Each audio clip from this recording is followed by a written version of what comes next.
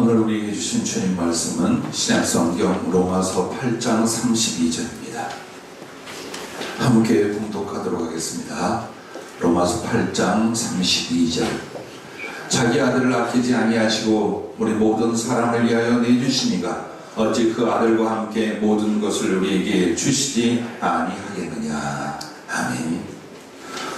다 주시고 더 주시거늘 이라는 제목을 성경에 직접 주셨습니다. 한번 같이 따라해 주시기 바랍니다. 다 주시고 더 주시거늘. 참 궁핍의 시대입니다. 그리고 불확실한 시대입니다. 하지만 분명한 것과 실체는 하나님이 여러분을 사랑하고 계십니다. 주 예수 그리스도를 내어 주실까지 여러분을 위해서라면 하나님은 모든 것을 남김없이 아낌없이 다 주시고 더 주신다는 것을 다시 한번 상기할 수 있기를 주의 이름으로 축복합니다. 그러면 왜 하나님은 여러분에게 다 주시고 더 주시거늘 이라고 하셨을까요? 여러분과 나는 모든 것보다 더 귀하고 사랑하는 주님을 나를 위해서 내어 주셨을 만큼 하나님이 사랑하시기 때문입니다. 오늘 내가 바라고 원하는 것들이 내가 바라는 만큼 원하는 그 시간만큼 주어지느냐가 하나님의 사랑이 아닙니다.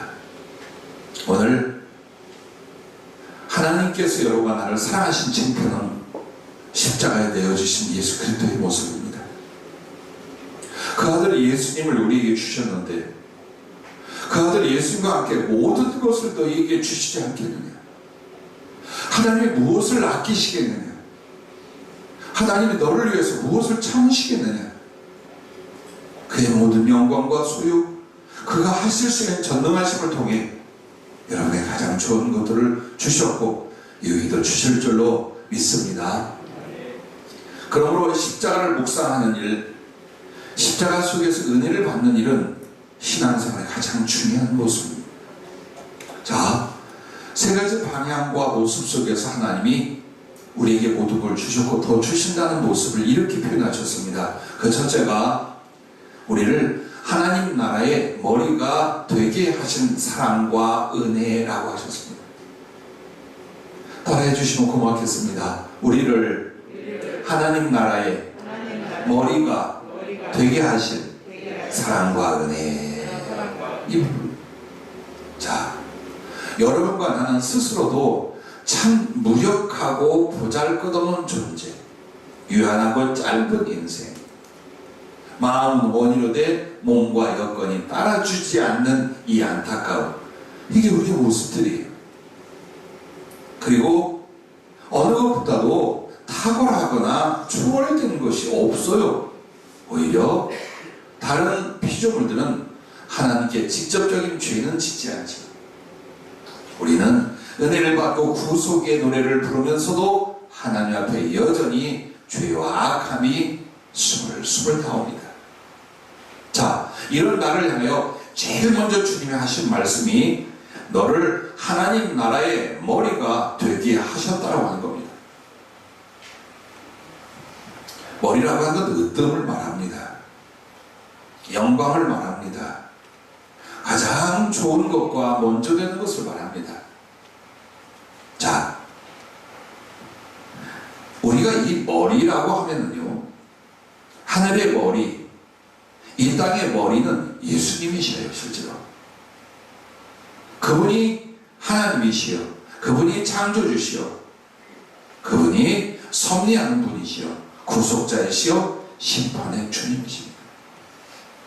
그러므로 당연히 하늘의 머리, 모든 피조세계의 머리 되신 분은 예수 그리스도이신데 여러분을 그 하늘의 머리가 되게 하기 위하여 어떤 일을 당하셨습니까? 예수님께서 가장 존귀함을 나타내는 부분이 그 얼굴과 머리입니다. 사람도 내 몸이 다 귀하지만 나의 인격과 존재를 대표하는 것은 얼굴과 머리입니다. 그런데 이 죄인 흉악한 죄인을 구원하시고 하나님 나라의 머리가 되게 하게 하여 주님은 그 머리와 얼굴에 참으로 견뎌낼 수 없는 고통과 모욕을 당하십니다. 마가복음 14장 64절과 65절에 보면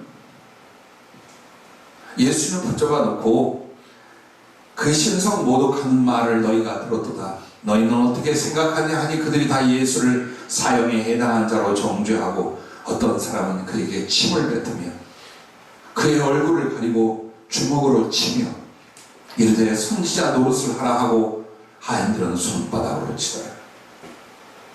이미 십자가에 달리시기 전 그 많은 시간 예수님이 제일 먼저 모욕과 고통을 당하시면 그분의 얼굴이었습니다. 주먹으로 때리고 뺨으로 치고 그 얼굴에 침을 뱉으며 이미 주님은 입술도 얼굴도 다 찢어지고 터져 있었습니다. 그리고 그 얼굴에 가장 모욕적인 침을 뱉으며 조롱하고 능욕하기 시작했습니다. 이어서 마태복음 21장 29절부터 30절에 보면 이제 드디어 본디오 빌라도 로마 군병들 앞에 나갔습니다. 그리고 유대인들의 강요에 의하여 사형 언도를 내립니다. 그런데 이 예수님을 그냥 매질하고 갖다가 십자가에 다른 것이 아닙니다. 로마의 병사들마저 가장 견뎌낼 수 없는 모욕을 합니다. 근데 그 모욕의 대상이 예수님의 머리였습니다. 가시관을 엮어 그 머리에 씌우고 갈대를 그 오른손에 들리고 그 앞에서 무릎을 꿇고 희롱하여 이르되 유대인의 왕이여 평안할지어다 하며 그에게 침뱉고 갈대를 빼앗아 그의 머리를 치더라.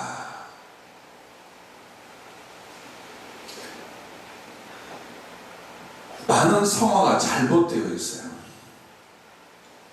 예수님의 머리를 뚫고 박힌 가시관은요, 장미꽃 가시 같은 것이 아니에요. 우리나라에서 흔히 보는 그런 가시가 아니에요. 유사한 것이라면 탱자나무 가시. 그 이상의 거의 못과 같은, 날카로운 못과 같은 가시예요. 그것을 예수님의 머리 위에 얹어 놓았습니다. 그리고 갈대는 우리가 들녘에서 보는 하늘하늘 바람에 그 날아가는 이게 아닙니다. 거의 나무 수준이고 대나무 수준이에요. 그것을 하나로 한 게 아니라 뭉쳐서 몽둥이를 만들었어요. 네가 왕이면 그 호를 드는 것처럼 갈대를 모아서 하나의 몽둥이를 만들었어요. 그리고 예수님을 조롱하고 그리고서는 침을 뱉기 시작했어요. 이미 매를 맞아 터져 피를 흘리고 있는 예수님, 그 머리에 수십 개, 수백 개의 못을 얹어 놨어요. 그리고 그 지팡이로 예수님의 머리를 치기 시작했습니다. 손과 발의 못질이 아니라 머리의 못질이 먼저 시작이 된 겁니다. 사람의 머리의 이 살적 피부가 꽤 두껍습니다. 어느 해에 전도했던 집 어린아이가 풀어나온 도사견들에게 물리고 있는 걸 구해준 적이 있습니다. 그 아이가 다행히 뒤통수 쪽과 뒷목을 물려 살았는데 그 아이를 안고 병원에 달려갈 때 보니까 살이 너덜너덜한데 굉장히 두꺼워요. 그로 인하여 그 아이의 집과 그 다음에 걔집 주인이 전부 다 고마워하며 교회를 나오게 된 일이 있었어요. 그런데 보면 이 머리에 뭐가 있을까? 근데 굉장히 두꺼워요. 질겨요. 그래서 예수님의 머리에 그 날카로운 수십 수백 개의 못을 놓고 몸뚱이로 망치질을 한 거예요. 그러므로 모든 고난의 순간과 십자가에 못 박힐 때까지 그 가시관이 예수님 머리에서 떨어지지 않았어요. 그 이유가 씌워놓은 게 아니에요. 살적과 피부를 뚫고 너무나 강하게 박혀서 빠지지 않았어요. 나는 예수님을 22살 때 배웠어요. 그때 예수님이 검은 굽슬거리는 긴 머리에 가시관이 있는데 그 가시들 사이로 피가 쏟아져 내리며 주님의 머리카락 하늘 하늘 비가 올 때에 빗물이 흘러내듯이 피가 얼굴을 타고 그리고 눈동자를 통해 온몸으로 흘러내리는 걸 보았어요.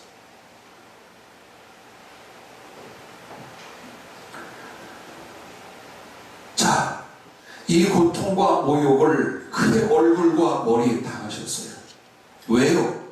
우리에게 주시기 위해서요. 힘이 약해서가 아니라, 억울하게 당한 것이 아니라 기꺼이 내어주셨어요. 주님은 주님의 몸과 목숨을 내어줄 수도 있고 거두실 수도 있고 죽게 할 수도 있고 살아나게 할 수도 있어요. 이 능력과 고통은 우리에게 주시는 교훈과 상징이 있어요.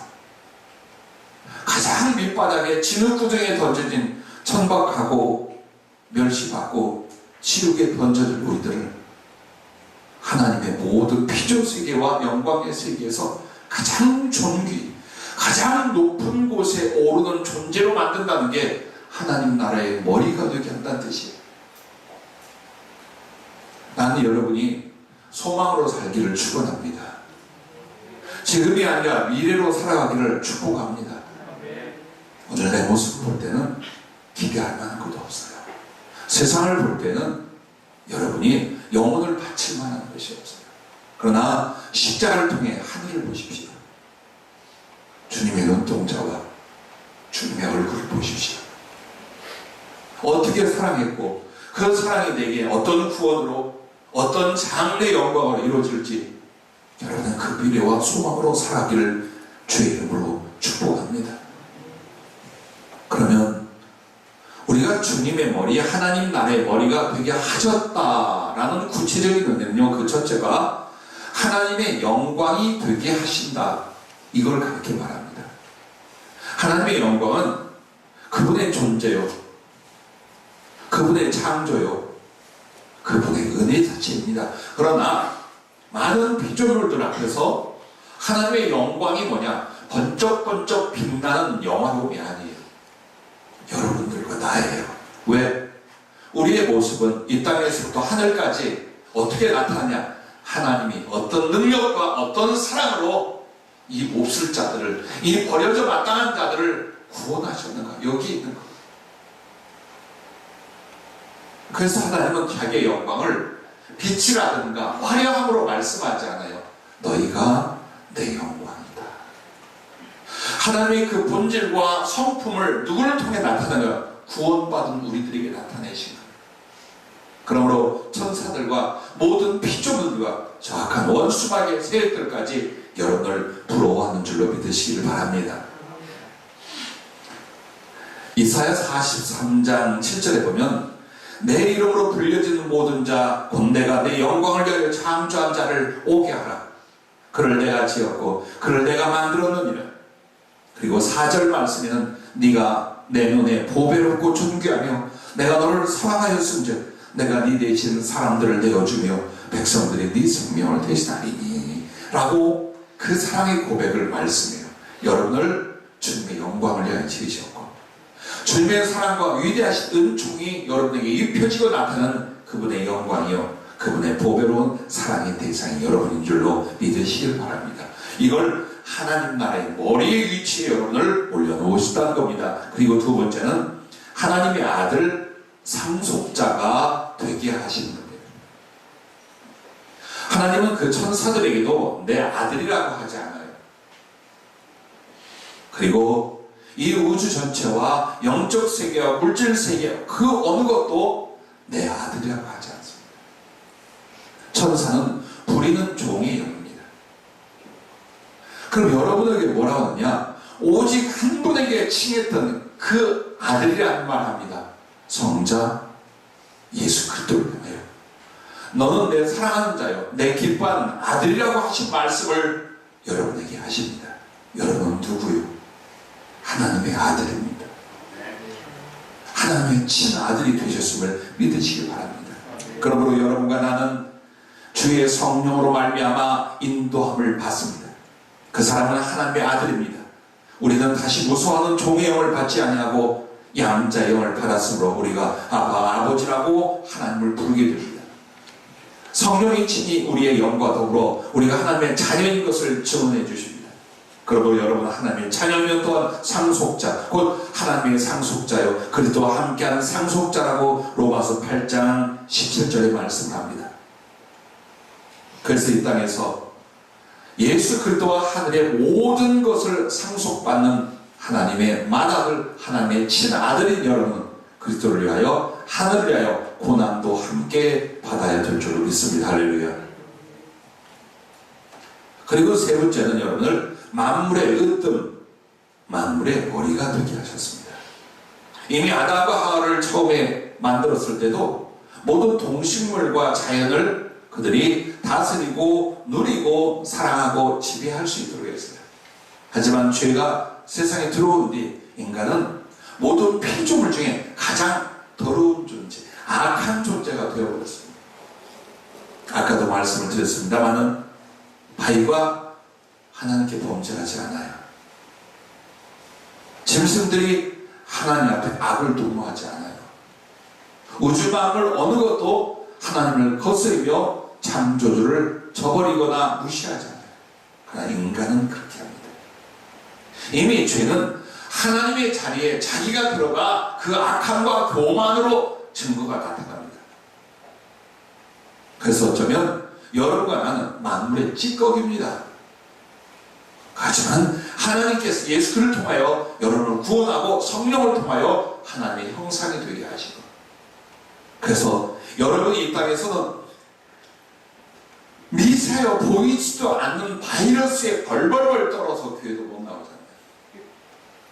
다른 만나면 다 가져요. 근데 교회는 못 나와요. 겁나서. 그럼 여러분과 내가 바이러스? 방역을 하는 것과 조심하는 건 괜찮아요. 한번 생각해 보십시다. 내 목숨보다 소중한 것이 주님이라면, 내 존재 가치보다 더 귀한 것이 신앙이라면 두려울 것이 무엇이겠습니까? 동시에 나아가 한번 생각해봐요. 정말 보잘것없구나. 그 미세한 조직 입자인 바이러스에 의해서도 벌벌 떨고 죽어나가고 전 세계가 이 모양이 이 꼴이 되었어요. 그래서 인간들이 겸허히 하나님을 생각할 때라 생각합니다. 그런데 여러분과 나를 향하여 어떻게 말씀하시느냐? 너희는 만물의 으뜸이다. 만물의 영장이라는 말이 바로 그걸 말하는 거예요. 그리고 그 모습이 완전히 나타날 때가 언제일까요? 하나님 나라에 여러분이 들어가고 부활의 영광과 권능의 몸을 입을 때 여러분은 원하는 것을 다 하실 수 있습니다. 이루고자 하는 걸 다 할 수 있습니다. 생각하는 것을 그대로 대응할 수 있습니다. 하나님 지으신 모든 세계를 여러분이 다스리고 누리고 사랑하고 즐길 수 있습니다. 그리고 여러분에게 일어난 구원을 이 우주 만물 피조 세계가 다 부러워하고 예수 그리스도와 하나님의 자녀들이 이 세상에 오실 날을 고대하고 있다고 로마서에는 말씀을 하고 있습니다. 그래서 주님이 베드로전서 2장 9절에는 이렇게 말합니다. 너희는 택하신 족속이요 왕같은 제사장들이요 거룩한 나라요 그의 소유가된 백성이니 이는 너희를 어두운 데서 불러내어 그의 기이한 빛에 들어가게 하신 이의 아름다운 덕을 선포하게 하려 하심이라 라고 말씀합니다. 여러분을 향하여 왕같은 제사장입니다. 하나님이 지으신 모든 세상에서 누가 왕인가? 하나님이 왕이시래요. 그러나 그 왕 되시는 하나님과 동등하고 동일하게 여러분들 왕이라, 그리고 하나님을 직접 섬기고 많은 영혼들을 주께로 인도하는 제사장이라 라고 말씀합니다. 진리의 실체와 하나님 말씀이 완전히 이루어지기 위해서는 어서 하늘나라 가셔야 됩니다. 이 땅에서 여러분과 나는 이 하나님의 사랑과 은혜의 씨를 뿌리며 건축을 해나가는 과정입니다. 부디 이 땅에서 악착같이 잘 살아보려고 하지 마십시오. 하늘나라 못 갑니다. 너무 미련이 많고 욕심이 많아서 하다못해 기둥이라도 붙잡고 매달리고 하늘나라 안 가려고 합니다. 누가? 안 믿는 사람이 아니라 크리스찬들이 그렇게 합니다. 그러나 여러분을 부르시고 구원하신 주님은 궁극적으로 그 나라에 데려다가 하나님 나라의 머리가 되어 모든 영광과 하나님의 은혜를 누리게 하려고 여러분을 부르신 줄로 믿습니다. 그러므로 이 땅에서 거룩한 자긍심과 그리고 하나님 자녀로서의 떳떳함과 거룩함으로 사시며 하늘의 소망 이룰 때까지 전심전력으로 주의 나라를 달려갈 수 있기를 바랍니다. 그러므로 하나님께서 그의 권세와 그의 지혜를 누구에게 줍니까? 여러분에게 줬어요. 여러분과 나에게 임한 지혜는 글쎄 내가 은사를 받은 일도 없고 성령을 깊게 체험하여 활용한 적도 별로 없고 그러실 수 있어요. 어느 날 주께서 이런 말씀을 깨닫게 하셨어요. 세상에서 천재는 IQ 한 150 이상 나온다 그래요. 분명히 이 중에 이렇게 말합니다. 나는 2자릿수였는데 그건 여러분이 시험을 대충 보는 것처럼 IQ 테스트 할 때에 컨닝을 했을 거예요. 2자릿수밖에 안 나와요. 자, 그런데 만약 예수 그리스도가 살아계시다 하나님의 아들이요 나의 구주라는 사실을 아는 데는 얼마만큼의 지능이 필요할까요? 200으로 알 수 있을까요?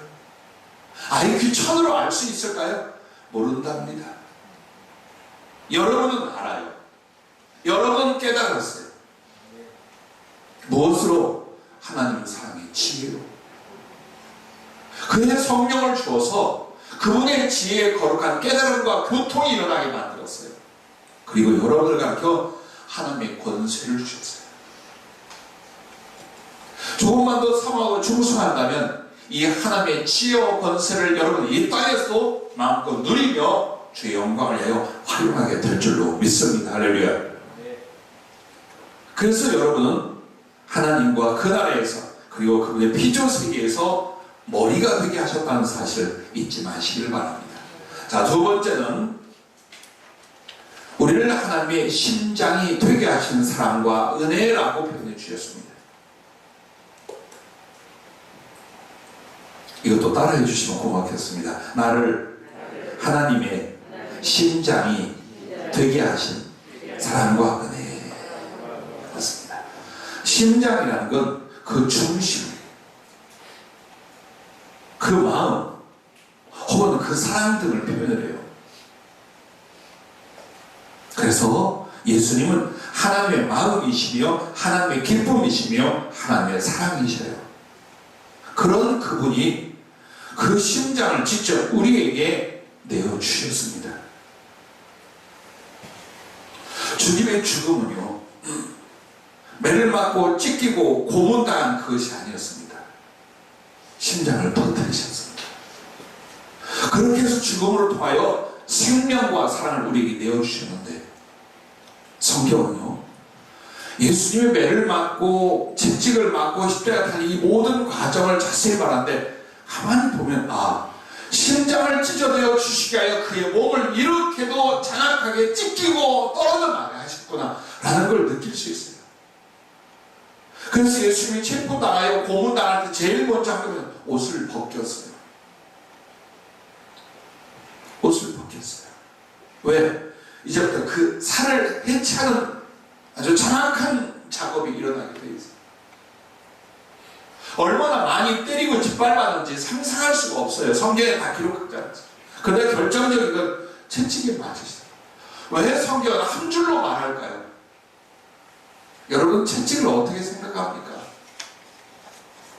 영화에서 본 휙휙 나란 그 채찍이 아니에요.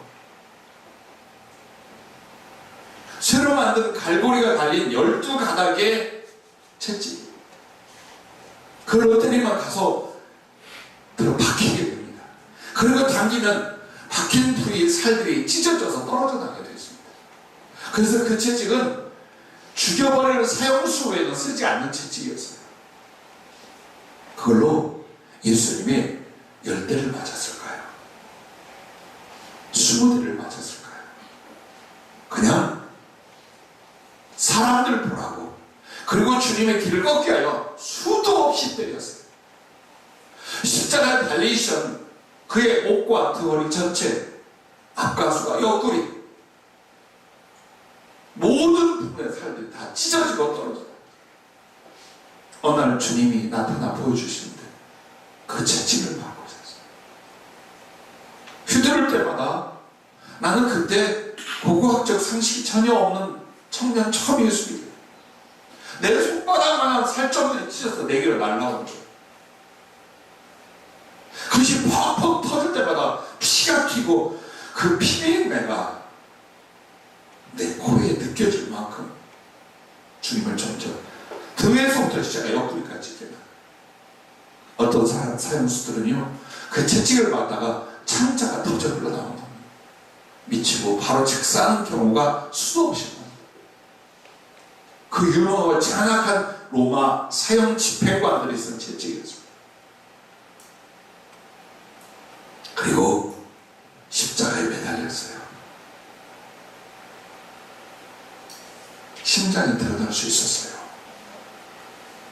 그래서 예수님의 직접적인 사인은 과다출혈이에요.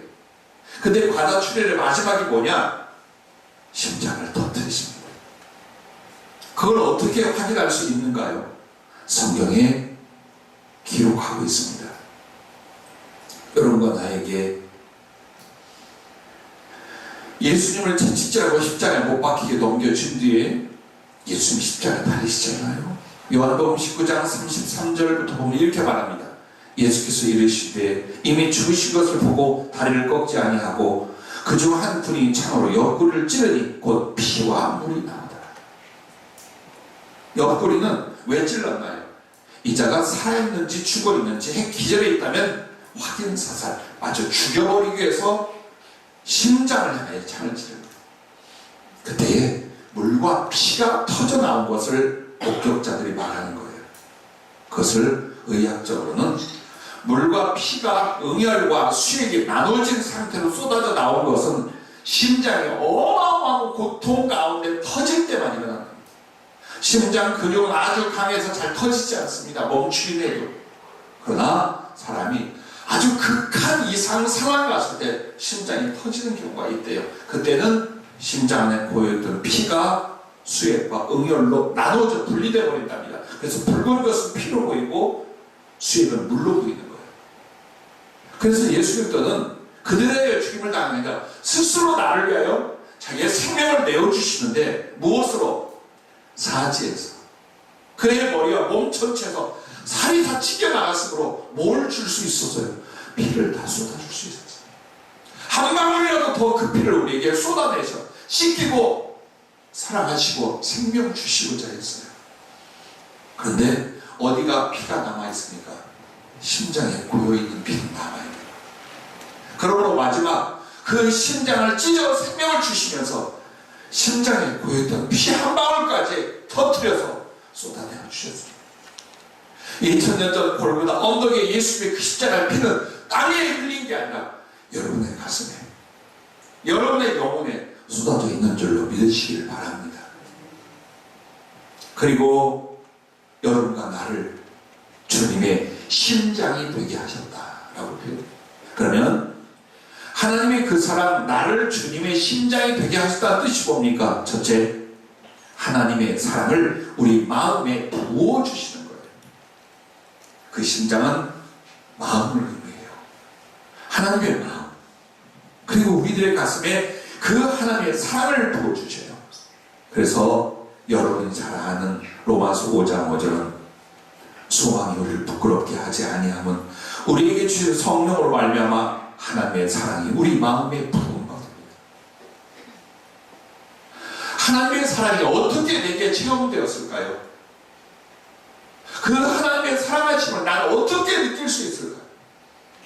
어떤 고난과 역경 앞에도, 어떤 가난과 위험 앞에도 절대로 뺏기지 않는, 식어지지 않는 그분이 나를 사랑하신다는 이 사실과 거룩한 경험들을 우리 어떻게 소유하게 됐을까요? 교육일까요? 설교일까요? 아니요.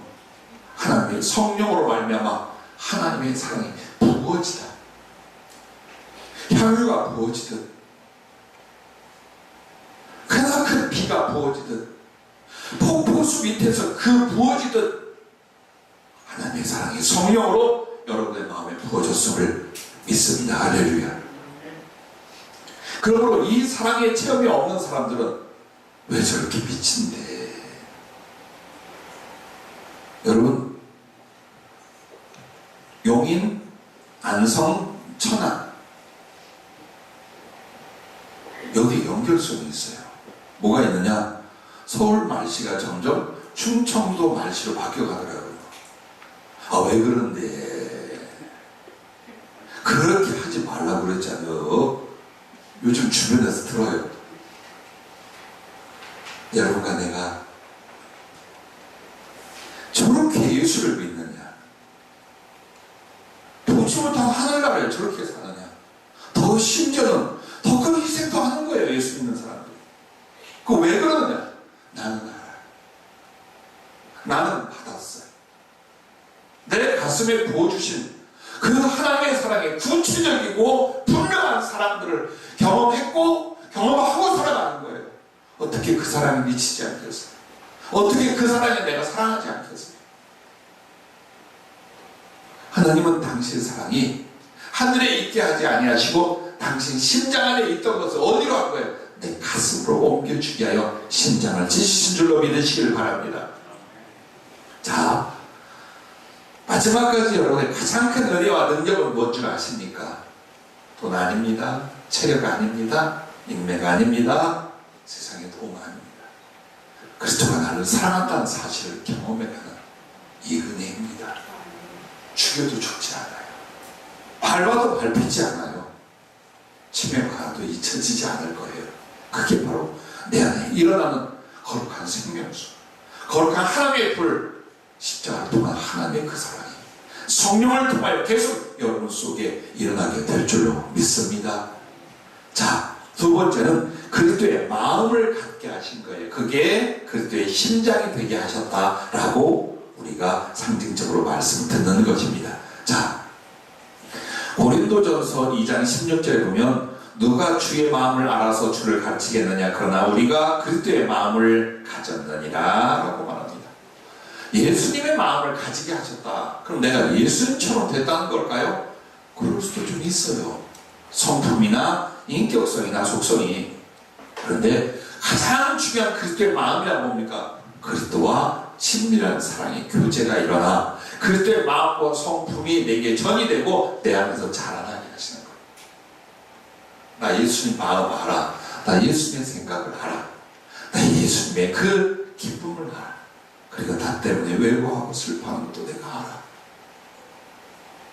그 주님이 나를 이렇게 사랑하시고 내게 이런 사랑의 사명을 주셨기에 나도 그리스도의 심장이 되고 그리스도의 배부가 되어 다른 사람들을 사랑할 수 있어. 이렇게 되는 거예요.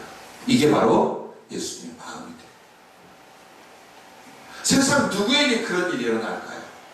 어떤 창조물 가운데 그런 일이 있을 수 있을까요? 없어요. 절대 없어요. 하나님의 사랑이 성령으로 직접 부어지고 그 하나님의 마음이 나의 마음이 되는 일은 온 세계에 땅과 하늘에서 여러분밖에 없어요. 그래서 너는 내 심장이라고 말하는 거예요. 이렇게 생겼어요. 사도 바울은 그리스도의 마음을 가졌다라고 하면서 뭐라고 말하느냐? 빌립보서 1장 8절에 내가 예수 그리스도의 심장으로 너희 무리를 얼마나 사모하는지 하나님이 내 증인이시니라 그래요. 그렇습니다.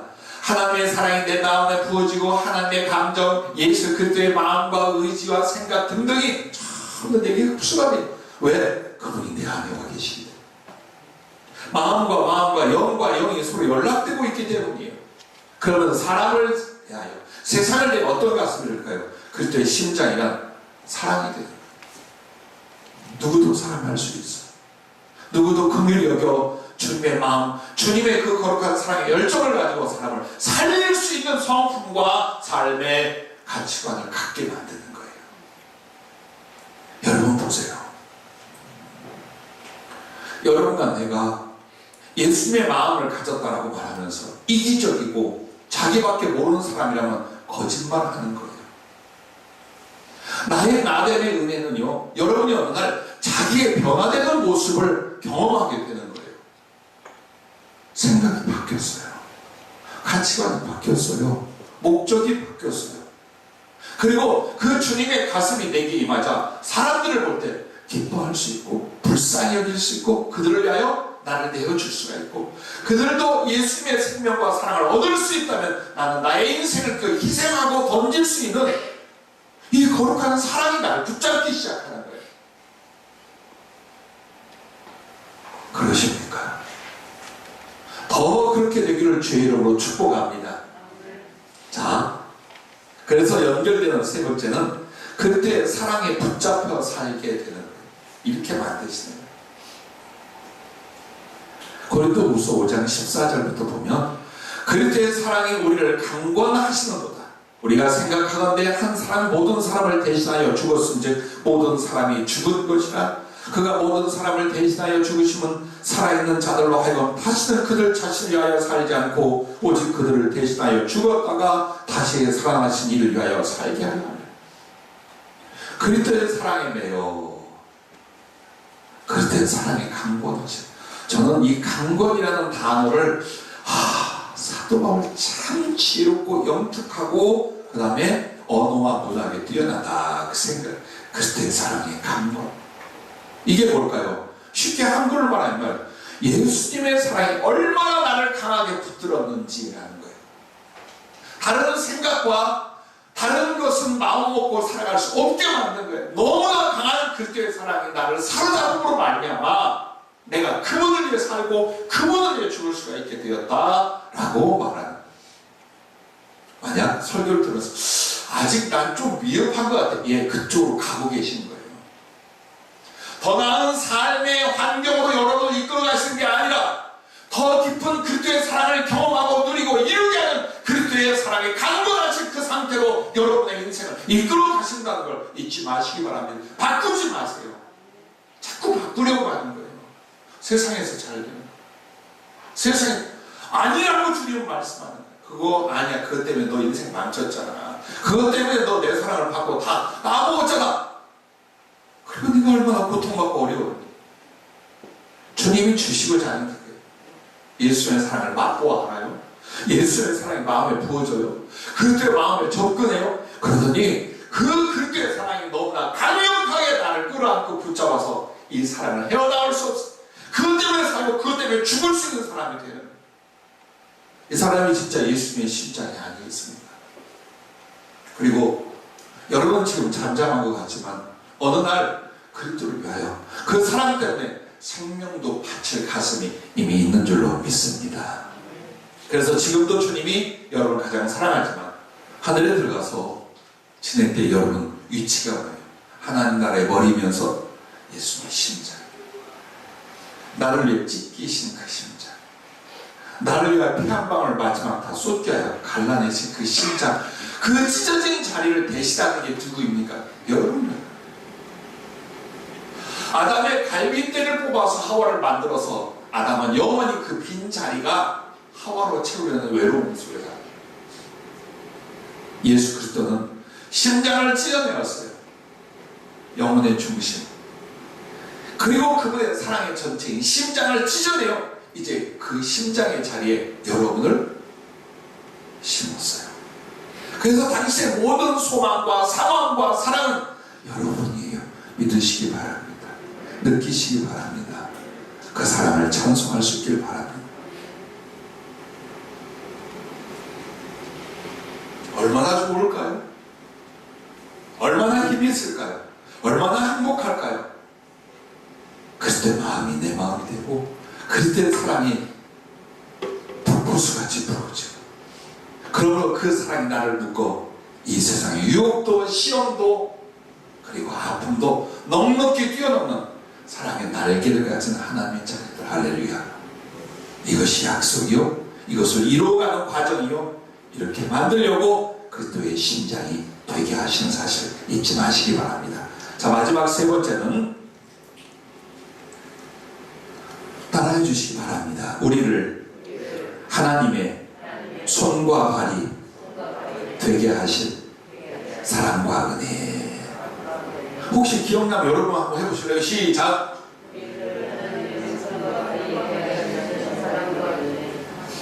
저한테 이렇게 들려요. 와글와글 은혜. 십자가를 계속 기억하시고 그분의 고난을 기억해 보세요. 우리가 주님의 손과 발이 되게 하게 하여 주님은 어떤 고난을 받으셨습니까? 그 거룩한 손과 발이 쇠기 대못에 박혀 십자가에 달리셨습니다. 난 이런 모습을 하나 보았어요. 기도 중에 날. 예수님이 십자가에 못 박힐 때에 손이 떨리거나 저항이 일어나야 돼요.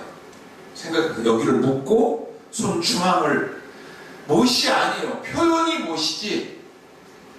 로마 십자가에 사용하던 것은요, 십자가 형태로 생긴 긴 창날 같이 생긴, 그러니까 한마디로 납작한 창날을 크로스 형태로 붙여놓고 위에 넓적하게 대가리를 만들어 놓은 약 30여 cm가 되는 거예요. 그걸 우리가 못이라고 하는 거예요. 그걸 때려 박아야 사람의 몸무게나 여러 가지 환경에도 찢어져 빠지지 않는 거예요. 그리고 그 손에 박아서 뒤로 뽑아 십자가 나무 뒤에서 꼬부려요. 다시는 뺄 수 없게 만들어요. 그런데 뭘 봤느냐? 이 손이 움직이질 않아요.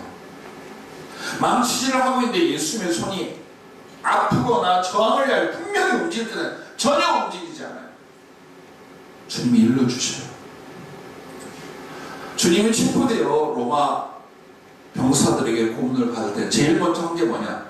예수님의 손가락 반절 다 꺾어버렸어요. 분명히 저항이 일어나거나 해코지를 할 수 있답니다. 자기를 그렇게 고통스럽게 할 때. 그래서 제일 먼저 하면 손가락의 관절들을 다 비틀어서 손가락을 다 부러뜨려요. 전혀 그 손을 쏠 수 없게 만들어 그렇게 십자가에 못 박았어요.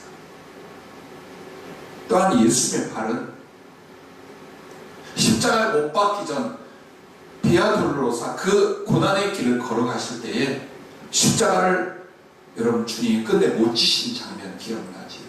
그게 왜 그렇다고 그랬어요? 주님이 일러주시더라고요. 빌라도의 법정에서 골고다 언덕까지 그 걸어가는 길에 깨어진 사기 유리 조각, 가시들, 날카로운 돌멩이, 한마디로 예수님의 발이 다 찢기고 걸어갈 수 없게끔 미용한 걸 까는 길을 자기 몸무게보다 더 나가는 십자가를 지고 맨발로 그 길을 가셨어요. 너무나 아프고 힘들어 쓰러져 지쳐서 쓰러진 게 아니라 발바닥에 살이 하나도 없이 다 찢어졌어요. 힘줄이 끊어지고 뼈가 드러났어요. 종아리까지. 그 지경을 로마 군병들도 보고 더 이상은 십자가를 치고 못한 거예요. 피범벅이 되고 살점은 다 찢어지고 뼈가 드러났던 예수님의 그 발에 엮어서 발목 중앙 부위에다가 못을 박아 뒤에서 꼽으렸어요.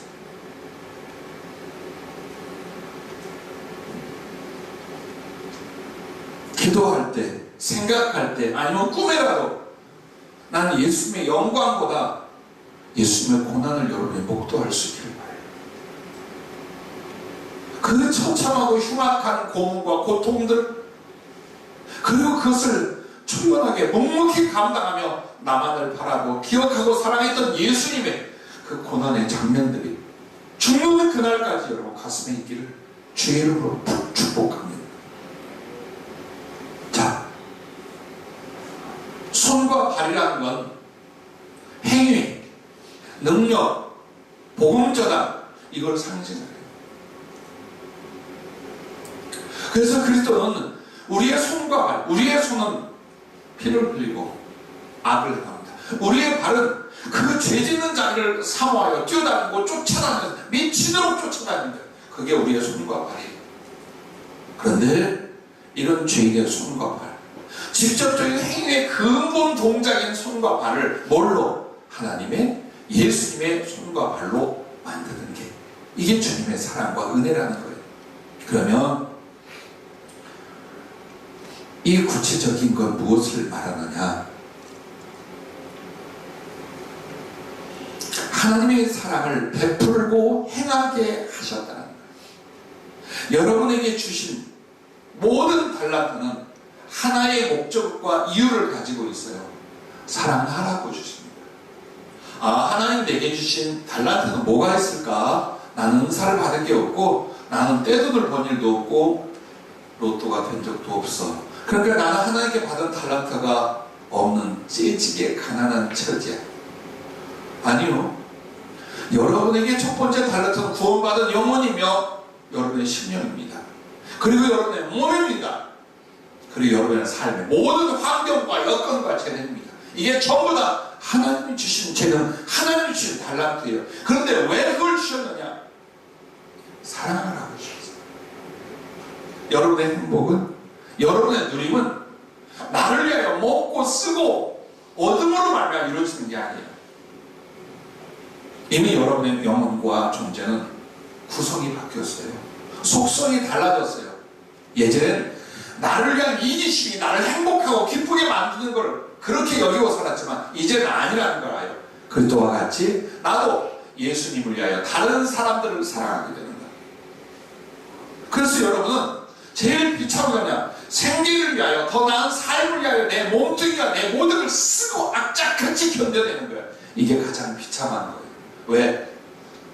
거룩한 가치관이 없어요. 하나님의 기뻐하시는 행복이 일어나지 않아요. 할수록 염려와 그리고 욕망과 고통과 좌절 속에서 인간성마저 잃어버리잖아요.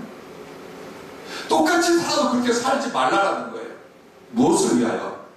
하나님이 이렇게 나를 구원하고 사랑하시는 게 아니라 나의 것으로 사랑하는 일들을 위해.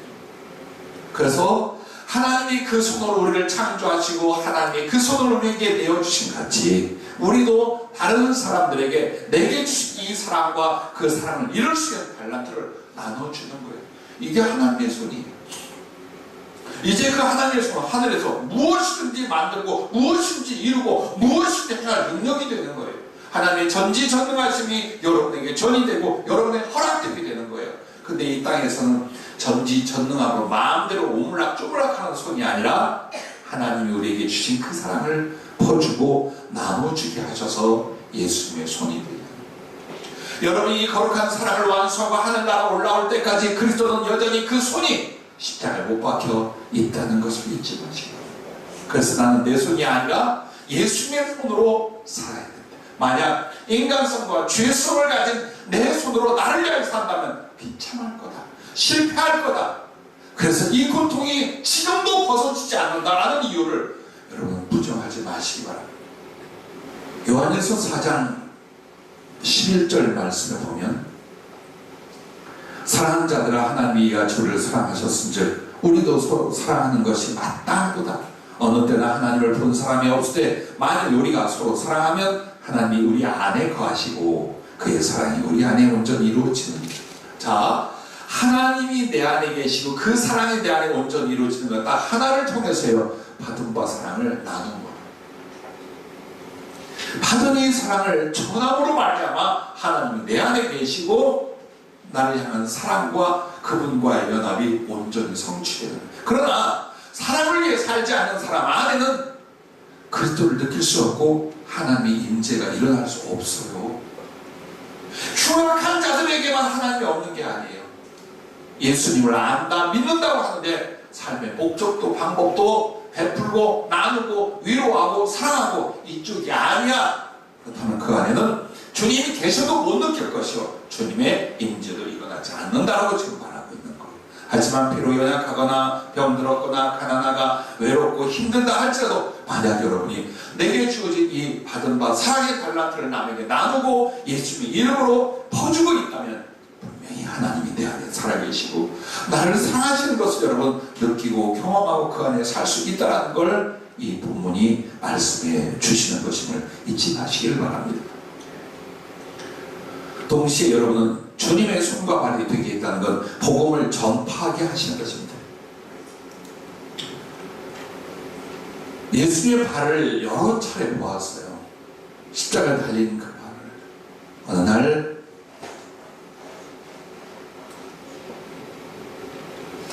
어느 교회에서 교육전도사로 청소년 청년부를 담당해달라고 초청을 해서 20대 때 신학대학을 다니다가 그 교회에 갔어요. 근데 가난한 신학생이 와서 봉사할 때 최소한 엽이라도 주고 밥이라도 먹게 했는데, 이 개척교회는 정말 우리 교회보다 10갑절 가난하고 어려웠어요. 목사님도 다리가 불편하고 지체 장애를 가지고 있었고, 또 오는 교인들은 거만거만했어요. 근데 나는 그리스도에 내 몸과 삶을 드린다라고 주의적으로 나왔어요. 근데 너무 나도 어렵다 보니까 이게 은근히 마음에 상처가 되는 거예요. 내가 이거 감당할 수 있을까?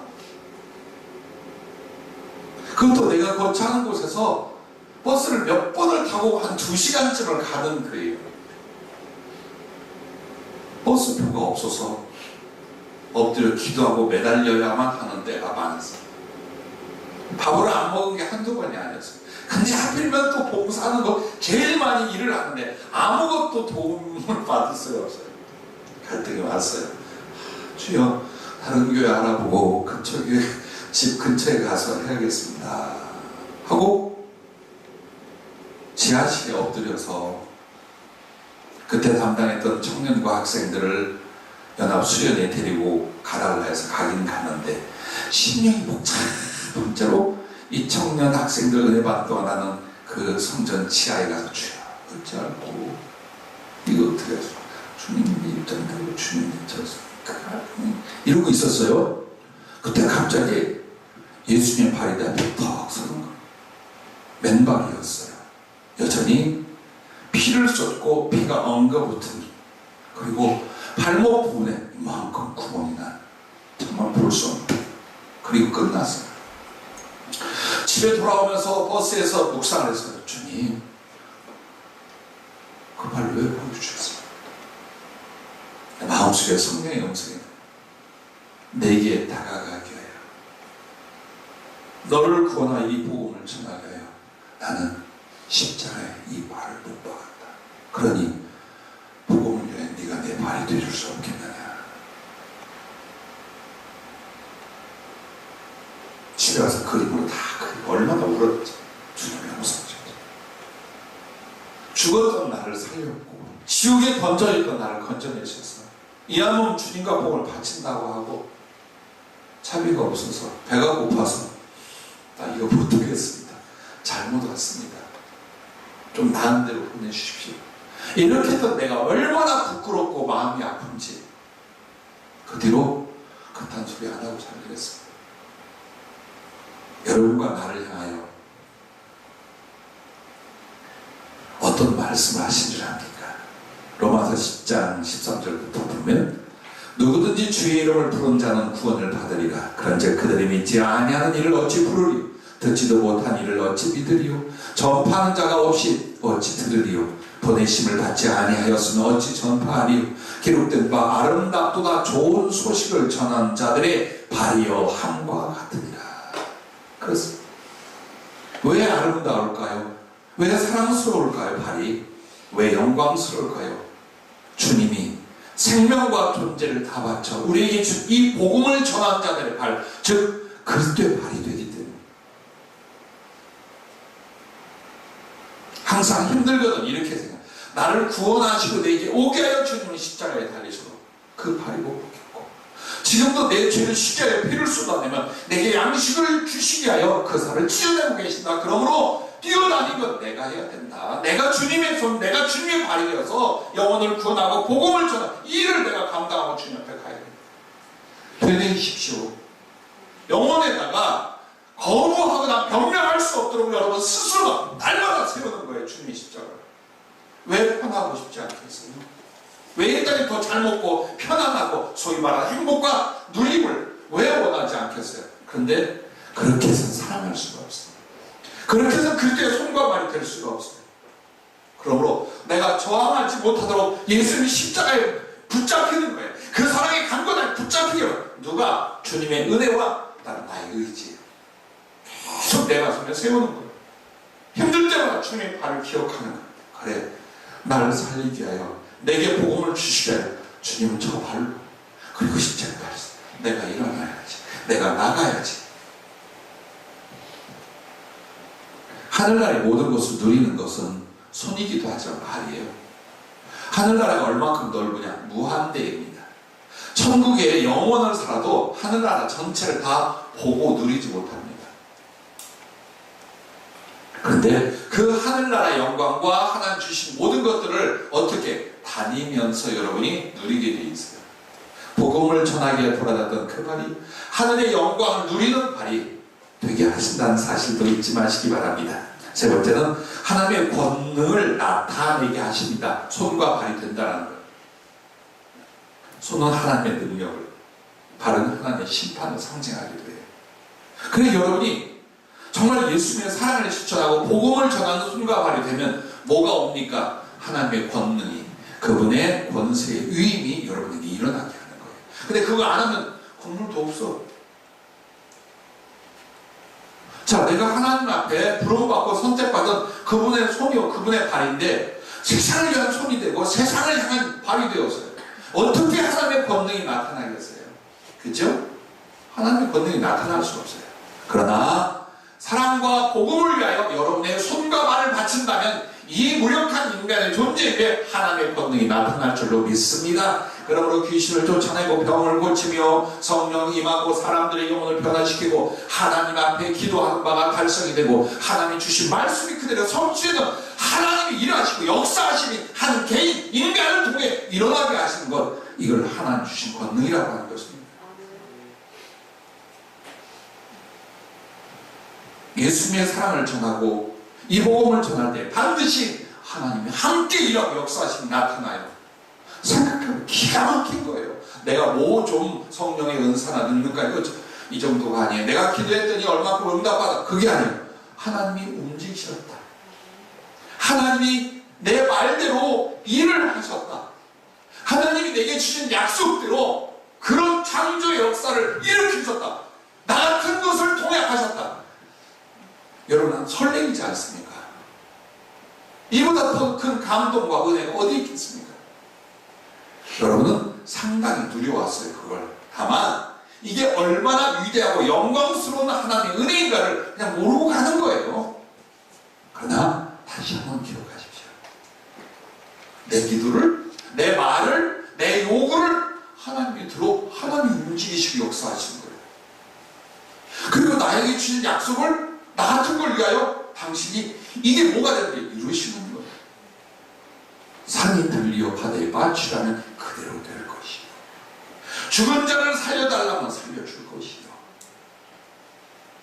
지구 대신 천국에 살겠다면 옮겨주실 것이요. 할렐루야. 그래서 얼마 뒤에 하늘에서 여러분은 하나님 나라의 머리요, 예수 그리스도의 심장이요, 우리 하나님의 손과 발이 되겠지만 이 땅에서 이미 허락하셨고 세우셨으니 하나님께 쓰임받기를 주의 이름으로 축복합니다.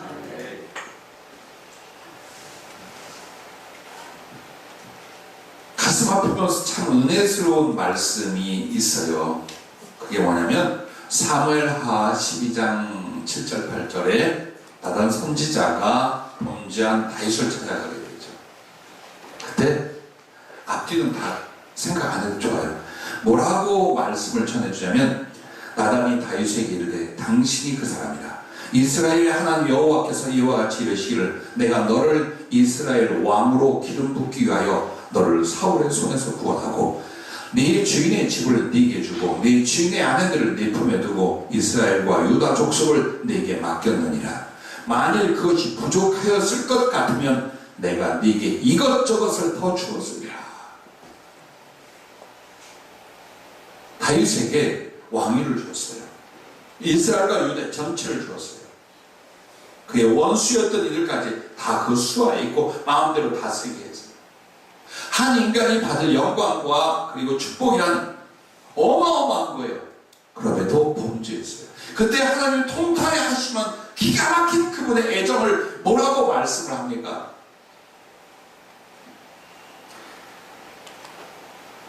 만일 그것이 부족했을 것 같으면 내가 네게 이것저것을 더 주었어.